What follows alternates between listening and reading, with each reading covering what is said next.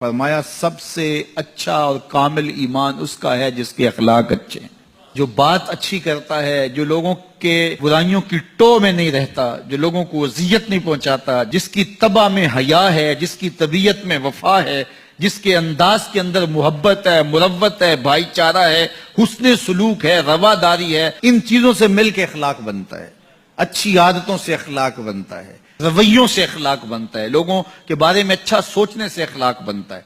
तो अच्छे खुल्क रखने वाला शख्स अच्छे ईमान का हामिल है। बेहतर ईमान उसका है जिसके खुल्क अच्छे हैं, जिसका किरदार अच्छा है।